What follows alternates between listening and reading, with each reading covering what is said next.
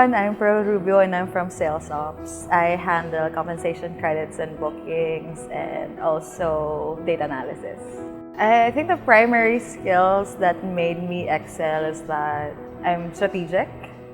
I made sure that everything that I do is planned and that I don't just do it willy-nilly. Also, time management, definitely, since I'm also part of Happy Crew and now I'm also going to be a part of Zoom Care. So definitely time management will help me manage everything. And I think those same skills would be beneficial for others to excel.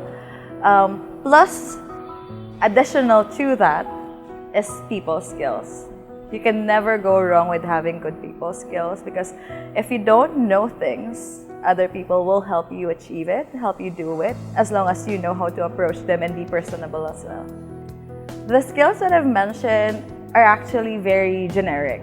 It's something that you can apply to any aspect of your work or to any type of workload that you have. It doesn't necessarily have to be someone from sales ops that can benefit from this type of skills.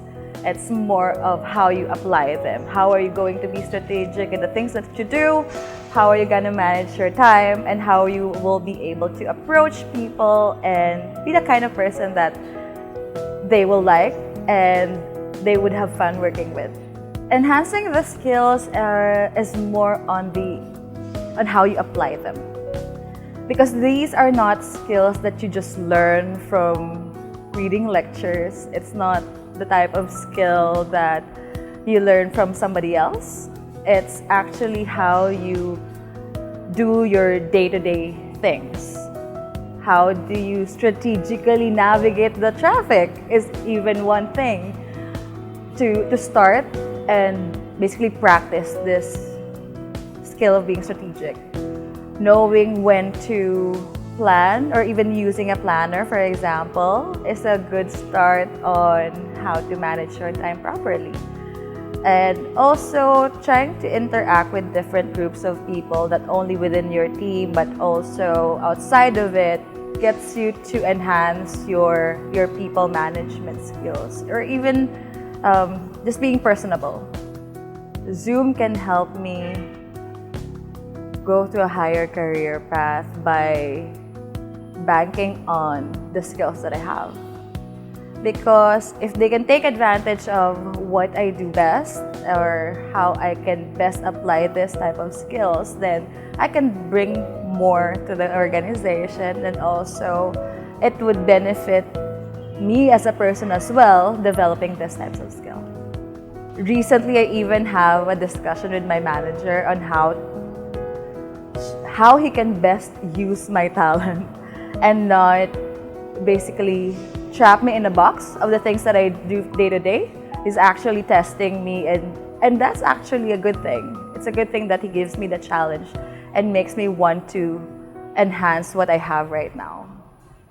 It doesn't really have to go through a formal communications because sometimes you can address things easier if it's more fluid, if it's more informal sort of arrangement, I guess, because people tend to open up more on that kind of setup rather than the always 1, 2, 3, 4. Start with the advice to myself, which is to let things go.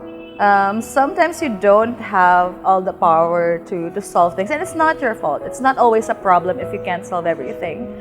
There's a reason why things are kind of confined in such a box that you can't get out of it, but doesn't mean that you have failed.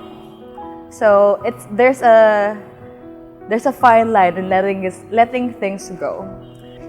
My advice to fellow Zoomies is to be the most passionate person that you know. It'll be contagious. I've learned that you don't have to be always the best. You don't always have to know everything. If you're passionate about it, it can shoot you to the moon.